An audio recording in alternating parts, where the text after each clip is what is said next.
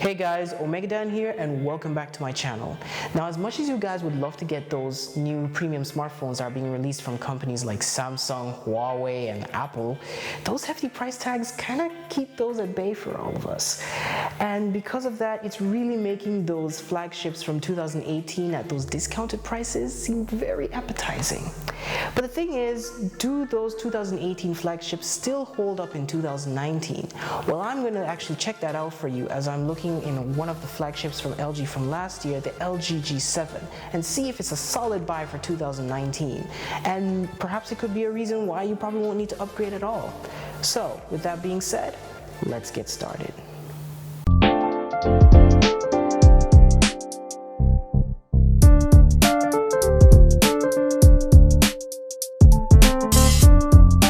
The phone has a full unibody glass design, is IP68 water resistant, and has a much appreciated wireless charging capability thanks to its glass back. At the bottom is a USB-C port, a headphone jack, and a speaker grill. On the left side we have the volume buttons and a dedicated button to activate the Google Assistant, which I found really handy. There is a dual camera setup at the back as well as a fingerprint scanner. Overall, this phone won't win any awards for its unique design, but it should still be appreciated for how sleek and minimalist it looks. Plus, there's no camera bump, so you can definitely give it chops for that.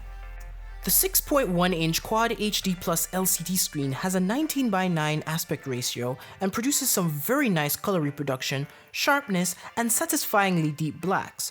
Watching Netflix movies and YouTube videos is definitely a highlight. There's a notch which I got used to pretty quickly, thank God, but I do wish that video content wrapped around the notch. The screen also has a super bright mode in which the screen will go all the way up to a max brightness of 1000 nits to make it extremely visible in direct sunlight for about 1 to 3 minutes. Sadly, LG doesn't seem to be very consistent with their updates as I have yet to receive Android 9 Pie and thus I'm still on Android 8 Oreo. The software is a mixed bag for me as there are very limited customization options. There are a few bloatware apps that are subpar alternatives to Google's own suite of apps. There is no option for a Google Now panel, which would have been very much appreciated, but overall, the LG skin already makes me want to install Nova Launcher. Despite all this, there are features that are quite welcome, such as a setting to hide the notch, unlocking the phone using face or voice recognition, using shortcut keys such as opening the camera app by pressing the power key twice, toggling on an always-on display, and so on. With Qualcomm's last year premium chipset, the Snapdragon 845 and 4GB of RAM, performance has been pretty good. The animations had made the phone slightly sluggish at first, but activating developer options and turning down the animations helped make going through the UI a faster and more pleasurable experience. Gaming on this phone has been no problem, and I am blessed to play games like PUBG and Asphalt 9 at near top graphical settings, and it can handle other intensive apps like a champ. As I mentioned before, there is a dual camera setup at the back, both being 16-megapixel Sony IMX351 sensors. The main camera has optical image stabilization and the secondary camera has an ultra-wide sensor. Being one of the first phones last year to come out with a wide-angle lens that ushered it into the mainstream, I truly appreciated it, especially for the landscape shots. Overall, however, photos taken are pretty good but not spectacular. In ideal lighting, photos had good color reproduction, detail, and sharpness, but there can be a blowout of the highlights at times, especially in the sky. Low-light shots are mainly passable with their fair share of noise and loss of detail, yet night mode helps to some degree to brighten the image more, at the consequence of reducing the photos to 4 megapixels. The 8-megapixel front camera can take crisp and detailed pictures in good lighting. However, portrait mode for both front and rear cameras is not that great as the edge detection is far from perfect, and there is a harsh smoothness effect for the front camera in portrait mode that is a bit too much. There is also an AI mode which uses artificial intelligence to identify the subject of a photo and adjust the settings to take the best pic possible. However, while at times the AI mode can produce some nice quality pictures, it isn't always the case, and the subject may not match what the AI thinks it is looking at. You can video record all the way up to 60 frames per second for both 4K and 1080p. Optical image stabilization is adequate but is not available for 4K at 60 frames per second. You can record slow motion video and choose other modes such as AR stickers and a mode that is great for taking pictures of food. Definitely the strongest aspect of this device is the audio, as there is a quad DAC packed into this beast, so use a decent pair of headphones and the music will definitely give you a braingasm. The G7 comes with a feature known as Boombox, which uses the spare space inside the phone's body as a resonance chamber to improve the sound output.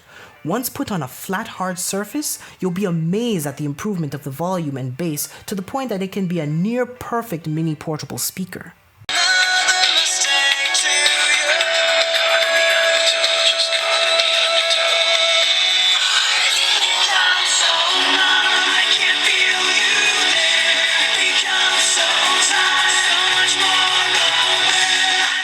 Life is definitely not this phone's strongest area, as it is powered by a 3000 mAh battery.